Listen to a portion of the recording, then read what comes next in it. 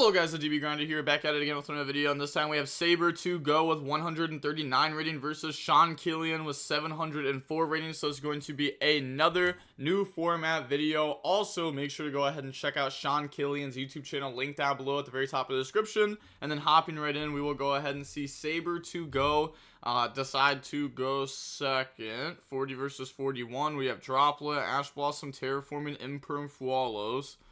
Okay. Maybe Tenpai. I also played against going second Kashtira recently. Then they have Nib, Ash Blossom, Lurie, Sword, Engraver. So they are playing the Fiendsmith Ryzeal deck here. They will go main phase, activate Engraver effect, discard, go search. They Ash the Engraver. Okay, doesn't try to Ash the Tract, which, is a little crazy, especially since there's a lot of people out there that are playing triple Tract. So, like, you could get punished really hard here, because they could have just been trying to, like, Engraver search the trap, and then Tract, add, like, Lacrima, discard trap, or something like that, and now you just, like, basically did nothing with your Ash. But now they go normal summon out Lurie. I mean, like, yeah, I don't know, it's like, you just save it for Tract. And then they're gonna go normal summon Lurie, make Requiem, and then it said cost, so Requiem effect, chain the Fualos, they chain Ash Blossom, and then summon out Lacrima effect to go dump, and they imperm this. Dude, they're just literally throwing hand traps. Dude, this is definitely Tenpai. Oh my god. You could just tell by how they're playing.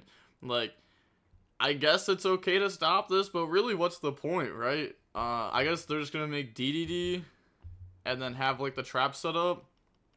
But still, like, this is just weird. Okay, go for Necro Equip, Engraver, shuffle back, special summon out, and then overlay, make DDD, and then pass. They draw Genroku.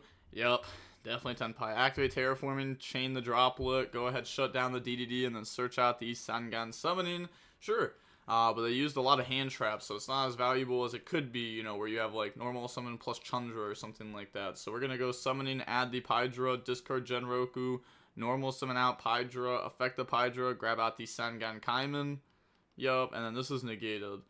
So during main phase, they're going to go Lacrima into Requiem, and then Requiem effect, bring out Lacrima from the deck, and then activate the effect to go dump the Fiendsmith in Paradise.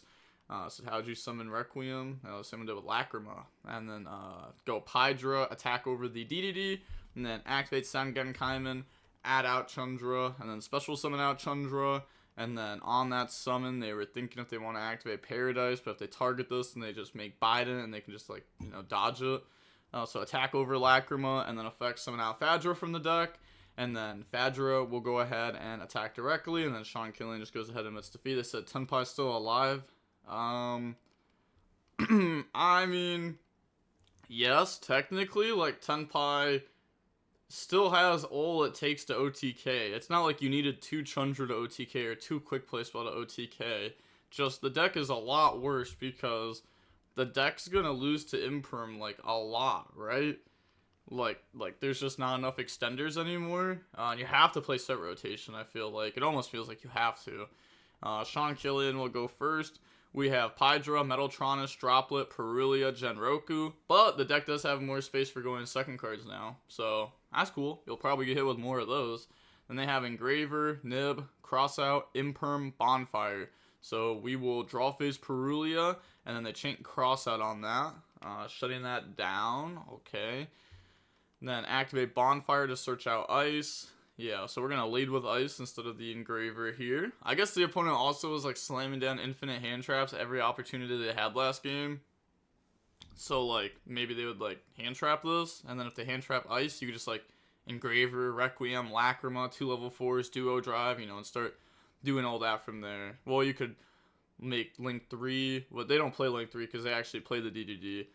But now, yeah, wrong one. They're going to go ahead and make Moon, and then Moon into Requiem, and then Requiem effect. Tribute, bring out Lacrima, dump Engraver, Requiem effect to equip, and then go into the Necro Equip. Engraver effect, discard, go search out Fiendsmith Tract. Necro Equip effect, draw on the D barrier. That's an insane draw there. Then activate Tract, add Lurie, discard Lurie, summon Lurie, make Sequence, and the Sequence effect will go ahead and make the Desiree, shuffle back Lurie, Moon, and an Engraver. And then, yeah, go ahead, summon out. And then they make Agumde. Also, they play DDD and the Agumde. Okay. Cut Typhon, potentially? I mean, I can't see their extra deck, obviously, but Spell Trap Zone, special, and then we have special summon out Sword, and then activate Sword effect, which can go ahead search out for the X Ryzeal, overlay into the Duo Drive, and then attach, activate the effect to detach and go search. Yeah, this also falls off, and then search out Cross plus Node. That's good.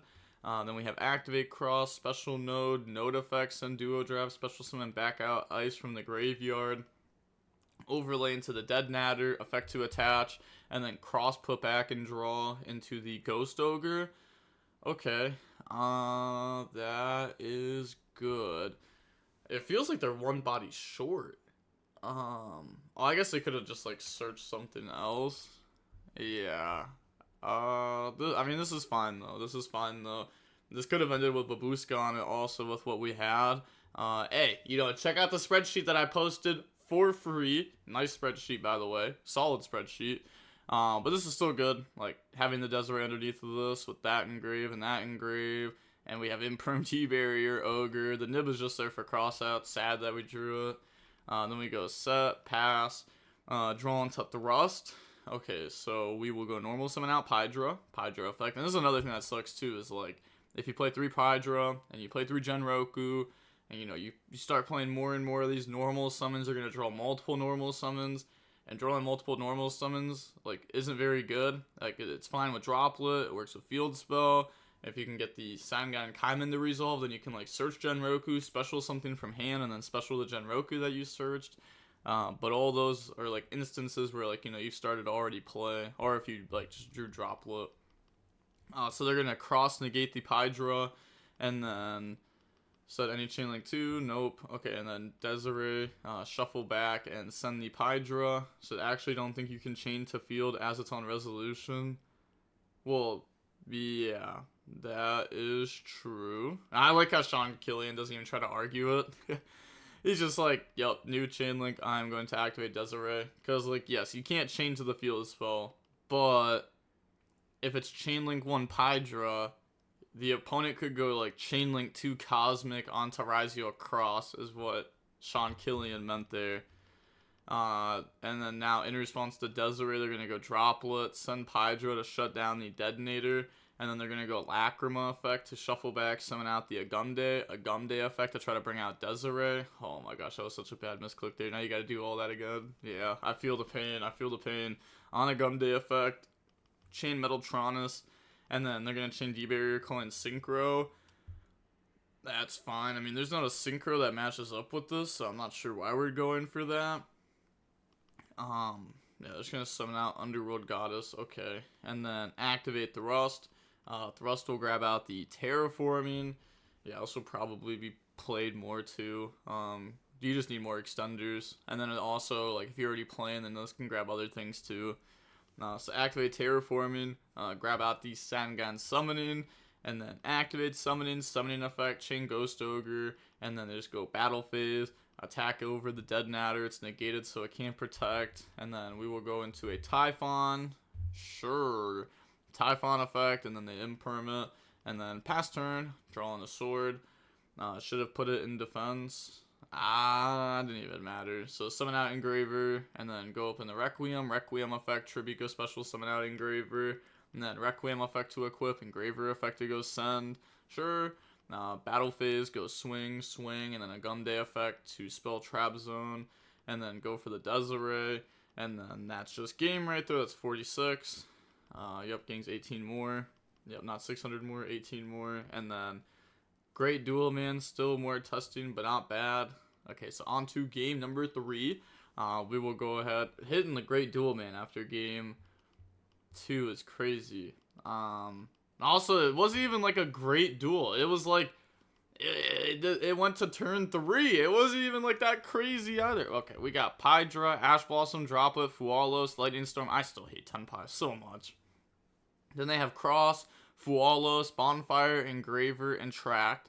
So our Fualos will resolve, which is really good against, it's really good against their hand, especially if they're going to be leading off with like this. Tract into Lurie. And then on summon they dropped the Fualos, which is interesting because game 1 they didn't wait. Like they didn't do it on Lurie summon, they did it on Requiem effect. Maybe it's because their hand.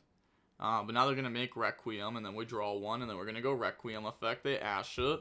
Okay, activate Bonfire. Bonfire will grab out the X from the deck to the hand. Doesn't want to grab Ice because I'll give him another draw off the Fualos. We will be giving them another draw, but we don't want to give them like 2 more draws off of it. Summon out X, dump the Detonator. Then we go special summon out Sword effect, grab out Ice. Yep, that's the better follow up in this deck. They said wrong one.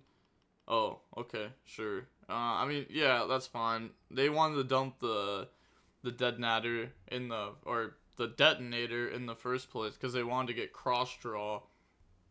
But now they don't want to go for the play to set it up, which is fair.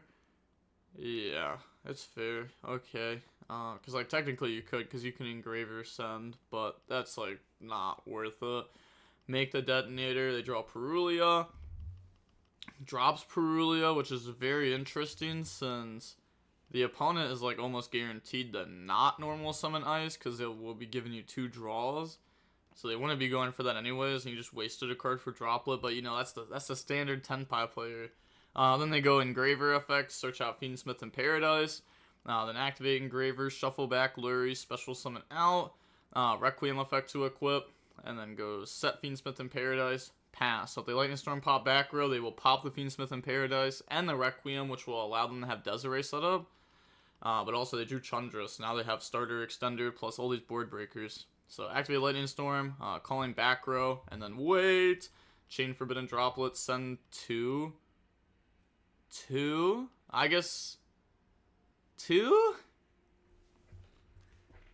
Like, I'm sorry, but the average Tenpai player is like really bad at Yu-Gi-Oh! Are we really trying to negate Engraver here? Like, let's think about it, right? Let's say we only sent Lightning Storm. Our opponent can chain Detonator, right? But we only sent 1. So they can't dodge Droplet either way. So either way, the Detonator is getting outed and getting stopped. And now we just pitched Pydra. Why even pitch Pydra? Why not pitch Imperb? Why are we pitching the starter? Starter extender. That's like a very simple concept that Tenpai players can't get. They just see, oh, combo. They don't think, oh, starter, oh, extender into combo. Makes combo much safer. They don't think like that. Set Imperm, normal Chandra. Okay, at least they're smart enough to set their Imperm before going to battle phase. But, like, it doesn't count because you already messed up by not going for the Pydra. But I guess, like, maybe the argument is, like, we're not going to special out Chandra anyways. But can't you just, like, normal Pydra effect, place field spell, activate field spell, special Chandra, and then, like, the Fiendsmith in Paradise, all it does is out field spell. But I guess we could just, like, not do that. Because I guess we could go for Fadra, and then Fadra in the Pydra, and then Pydra in the field spell, and they can't interact with that interaction. But they will interact with the interaction eventually, right? They go Bident effect, special summon back out, and if you do it there, then they can chain to make Synchro 10, but then they lose that on the attack, but then they get the double boost on the Bident. Actually, I think this is, like, fine for Saber 2 Go. I think it just plays into, like, Valor really hard. Like, if they have a hand trap as the last card in hand, like Valor, I think you get punished really hard. But if they don't have a hand trap, then you really don't need starter extender. You really just need starter if they don't have a way to interrupt with you. Because the Fiendsmith in Paradise is the same as, like, the Desiree is the same as, like, Princess, where, like, Princess Engraver was just never enough to stop Tenpai if they played correctly. Battle phase, Chandra attack the Engraver, and they did half it. So now Chandra effect will activate to go special summon out, bring out Fadra. Fadra effect, a special summon back out Pydra effect, and then that can go ahead and place the field spell from the deck, and then attack over the Detonator. Sure, then they can get the aggregator effect to shut down Fadra. Sure, attack with Fadra, and then they're going to drop a Fualos. Sure, that's fine. Your draws don't even matter at this point. Yeah, definitely not going to main phase 2. Chandra effect, Synchro off, summon out Bident. They draw Engraver. Bident effect, target Fadra. So that's fine. So summon back out, and then swing, and then all we have to do is make the Synchro 10. That makes us that way the opponent can't activate anything, and that's just game. We don't have to go for, I was gonna say, yeah, we don't have to go for Trident, and then just swing with us, and they can't do anything. So GG. So GG's, well played. Yeah. I don't know if I would have taken the risk of getting punished by Valor. I don't think it was like that bad though. I don't think it was that bad though. Yeah, like it could have been a worse situation for them for sure. How they have played that, and also like they could have kept Hydra in hand and done the exact same play if they didn't drop the Perulia in a spot where we should have been able to recognize that our opponent was not going to be normal summoning Ice that turn. Because if they normal summon Ice, they give us 2 draws. And what are they good at of those 2 draws? Realistically, right? They either make an Abyss Dweller or they make a Babushka. Right? I guess they could make Dugaris if they play it, but they most likely don't. And if they make Dugaris, you have Imperm. So on summon of Dugaris, you can activate Imperm on it. Don't want to do it on the effect, otherwise Detonator will allow them to dodge it. But on summon of Dugaris, you could Imperm it, and they give you 2 draws. And all it did was trade with your Imperm that you didn't need because you have Droplet for the Detonator already. So if we didn't drop Perulia, we still would have had Starter, Extender, and had everything on top of that. So, you know, little misplays. But, you know, hopefully they can, you know, improve their gameplay from here and potentially switch decks. But with all that being said, the DV Grinder signing off. Peace. Have a nice day. Stay safe.